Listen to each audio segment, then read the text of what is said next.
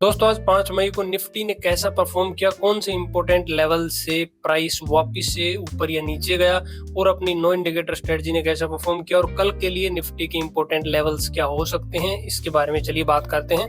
तो यहाँ पे अगर देखें हम तो निफ्टी की गैप डाउन ओपनिंग हुई यहाँ पे और लगभग 24,060 के आसपास ओपनिंग हुई। मार्केट 12 बजे तक लगातार गिर रहा था। यहाँ पे अगर हम देखें तो 23,890 के आसपास तक का लो बनाया और फिर मार्केट में तेजी आई और डे हाई के पास से रेजिस्टेंस लेके वापस मार्केट साइडवेज हो गया। अब बात करें अगर हम कि यहाँ पे अपनी नो इंडिकेटर स्ट्रेटजी ने कैसा परफॉर्म किया, उसके बाद बात करेंगे कल के इंपॉर्टेंट लेवल्स की, ठीक है। और आप कैसे लेवल्स ड्रॉ कर सकते हो उसके बारे में भी इस वीडियो में हम बात करेंगे। तो नो इंडिकेटर स्ट्रेटजी अपनी 2:55 से 3 बजे तक की 5 मिनट की कैंडल का हाई और लो हमें मार्क करना होता है। तो ये रेड वाली कैंडल आप देख रहे हो 2:55 से 3 बजे तक की कैंडल है, तो इसको मैं मार्क कर लेता हूँ यहाँ पे। तो हमने इसको मार्क कर लिया, ये इसका लो मार्क हो गया और ये इसका हाई यहाँ पे मार्क हो गया, ठीक है। तो अब स्ट्रेटजी के अकॉर्डिंग हमारा कैंडल का लो ब्रेक हो गया और उससे 4 पॉइंट नीचे हमें एंट्री लेनी होती है।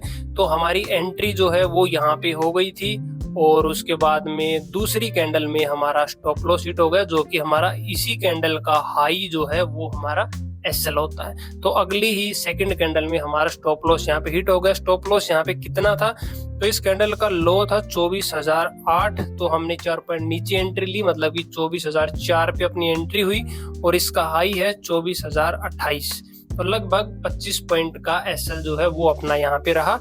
तो आज की स्ट्रेटजी में अपनी नो इंडिकेटर में एसएल हिट हुआ तो हम सिंपली एसएल लेके यहाँ पे बाहर हो गए, ठीक है। किसी दिन स्टॉप लॉस हिट होगा, किसी दिन टारगेट होगा, किसी दिन ट्रेड सेटअप ही नहीं बनेगा। कल मार्केट ने ट्रैप किया था, जैसे कि मैंने आपको बताया था कि डेली हम स्ट्रेटजी का एनालिसिस करते हैं कि ये कैसा परफॉर्म कर रही है। अगर आपको स्ट्रेटजी के बारे में नहीं पता हो तो यूट्यूब पे डिटेल वीडियो हमने बनाई है, उसके लिए कमेंट कर सकते हो नो इंडिकेटर स्ट्रेटजी, या फिर यूट्यूब चैनल मेंटोर मनिंदर पे जाके भी आप इस वीडियो को देख सकते हो। लिंक बायो में भी मिल जाएगा या फिर आप यूट्यूब पे भी सर्च कर सकते हो। अब बात करते हैं कल के इंपॉर्टेंट लेवल्स की और आज मार्केट ने कहां से रिवर्स लिया, कल के इंपॉर्टेंट लेवल्स कौन से थे, ठीक है। तो मेनली अगर हम लेवल्स की बात करें तो 3 लेवल्स को आप मेनली कंसीडर कर सकते हो।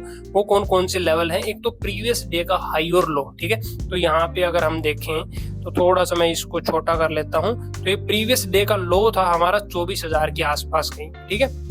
प्रीवियस डे लो हमारा था ये, और प्रीवियस डे हाई तो ऊपर था, तो वहां तक तो मार्केट गया ही नहीं। मार्केट गैप डाउन ओपनिंग हुआ यहाँ से, प्रीवियस डे लो का इसने कोई भी रेस्पेक्ट नहीं किया, मार्केट सीधा नीचे आया यहाँ पे और यहाँ से फिर तेजी आई और आज का ही जो हाई था जहाँ पे ओपनिंग हुई थी एक तरीके से, इसको मार्केट ने रेस्पेक्ट किया। देखो यहाँ पे ये आज का हाई था, तो यहाँ से ही मार्केट ने रेजिस्टेंस लिया और फिर यहाँ पे साइडवेज, ठीक है। अब कल के लिए लेवल हम कैसे मार्क कर सकते हैं, देखिए कल के लिए लेवल मार्क्स करने के लिए आज के हाई और लो को अपने को मार्क करना है सिंपली।